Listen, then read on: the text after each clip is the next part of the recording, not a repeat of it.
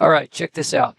So I've faked, well, it's a pretty, I wouldn't say exactly faked, but I've implemented rotational dynamics, approximated rotational dynamics in C.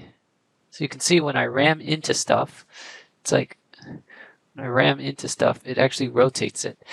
And it's not using proper physics, I'll be honest, but it's pretty convincing.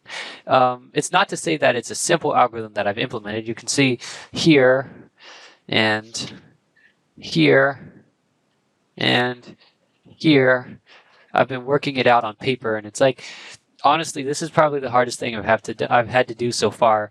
I actually I had implemented this one that's like, it worked pretty good, but it was totally like wrong. It worked because of a fluke. So I went and completely redesigned it. I actually had a completely working algorithm last night at like 2 a.m.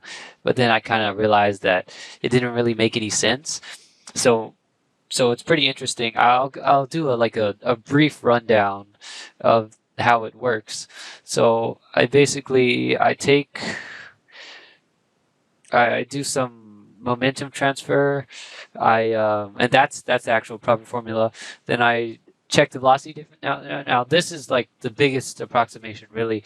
I'm finding a good angle to project both things onto, so I can find like how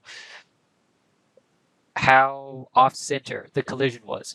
But the actual difference in velocity is a pretty terrible measurement. If I were to do some more complex thing, it would just take too much compute power. Then I project all the vertices onto the normal of that plane. And then I've got some arc length conversions where I turn the speed of one object into like an arc length, and then I scale it by how far apart they are, how off-center they are, and that itself is an approximation.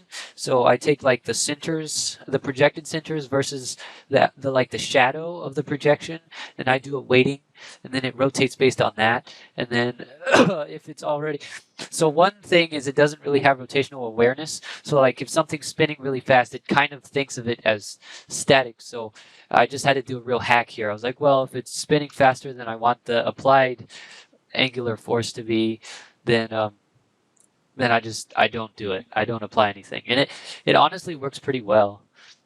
So yeah, check it out. I got these brick textures.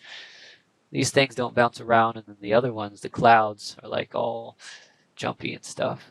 I actually realized that there was a bias in my random number generator. If you look at how all these clouds are like moving, they're actually kind of biased downwards. They're all slowly moving this way, so I'm gonna have to fix that. But yeah, and then I've just been like making these boxes. I could just make a box of bricks, and then I populate it with clouds. It's really cool. It's really fun. Yep. So that's all. That's what I've implemented today. It took me the whole day. I did like 3 versions of the rotational dynamics algorithm. This one's the one I like best, but I got a bad feeling, or I got a good feeling, that I'm going to re-implement it again into one that takes less computational power and is even more efficient. So that's all.